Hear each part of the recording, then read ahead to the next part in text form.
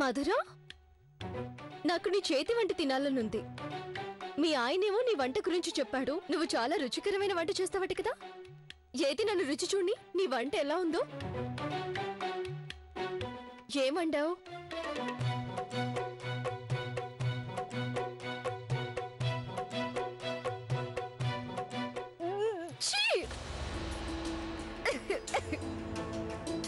ఇదా నువ్వు చేసిన వంట?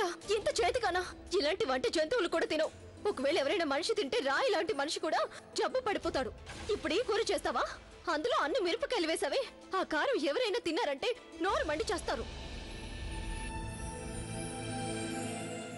అసలు ఈ పని నీకు రానప్పుడు రాదని చెప్పొచ్చుగా. ఇంతటి ఘోరమైన రుచి పచ్చి లేని వంట చేసి జనాలను ఎందుకు చంపుతానంటున్నావు? ఏమయ్యా సుజన్, ఇంతకు ముందు మీ ఆవిడేదో గొప్పగా వంట చేస్తుందని చెప్పావు. మాకు చాలా రుచిగానే ఉండేది. అయినా పెళ్ళం చేసిన వంట ఎవరికైనా నచ్చకుండా ఎందుకుంటుంది? అసలు నాకు బుద్ధి ఉండాలి.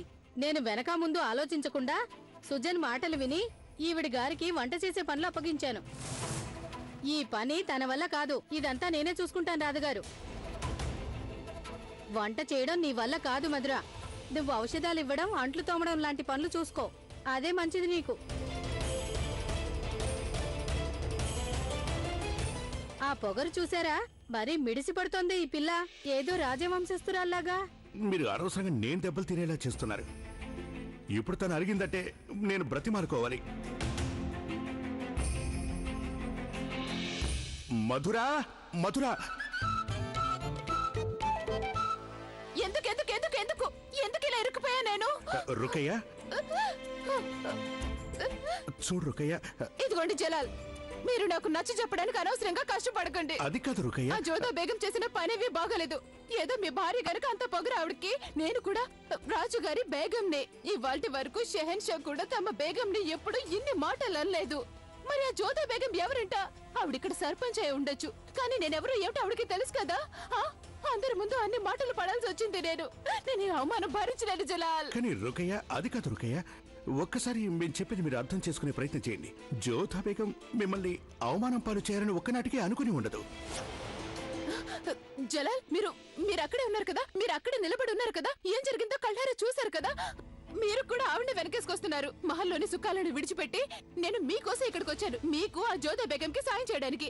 అలాంటి నాకు ఆ జోదా బేగం ఇలాంటి గది పట్టిస్తారా?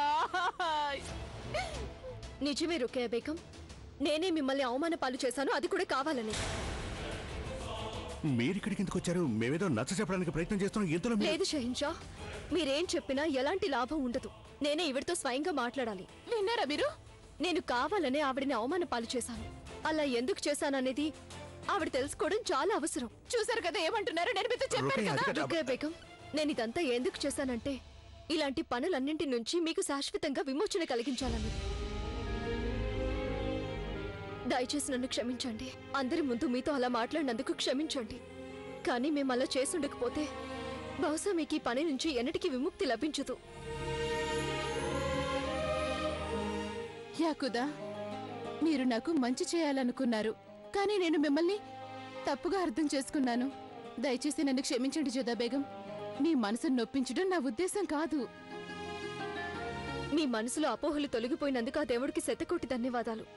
ఇక వెళ్తాను. మీ ఆరోగ్యం జాగ్రత్త. చూసారుగా, మేము చెప్పాం కదా జోధా బేగం మిమ్మల్ని ఎన్నటికీ అవమానించదు అని. అవును, మీరు నిజమే చెప్పారు. నేనే అపార్థం చేసుకున్నాను. ఈ కరవాలానికి నేను పదును పెడతాను. బీర్బల్ గారు, ఎంతమంది సైనికులు మాతో యుద్ధానికి రావడానికి సిద్ధంగా ఉన్నారు? మొత్తం 4000 మంది సైనికులు మీ వెంట రావడానికి సిద్ధంగా ఉన్నారు. మొత్తం 4000నా?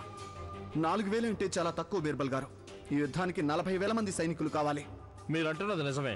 మన సైనిక బలగాల్లో అత్యధిక భాగం గుజరాత్లోనూ బెంగాల్లోనూ యుద్ధం చేస్తున్నారు. మరి కొంతమంది పునరావాస కార్యక్రమాల్లో పనిచేస్తున్నారు, కొంతమంది అనారోగ్యంతో ఉన్నారు. అందువల్ల మొత్తం 4000 మంది సైనికులు మీ వెంట రావడానికి సిద్ధంగా ఉన్నారు. 4000 అంటే చాలా తక్కువ బీర్బల్ గారు. నాకొక ఉపాయం తడుతుంది రాకుమారా. ఏమిటో చెప్పండి. మీరు దాడికి బదులు ఆత్మరక్షణ పనిలోనే ఉండాలి. అప్పుడు వాళ్ళు దాడి చేసినప్పుడు మీ ఎదురుదాడి పథకం సిద్ధం చేసుకోవచ్చు. వాళ్ళు నేరుగా ఆగ్రా మీద దాడికి దిగరు, ఎందుకంటే ఇక్కడ ఎలాంటి వ్యాధి వ్యాపించిందో వాళ్ళకి చక్కగా తెలుసు.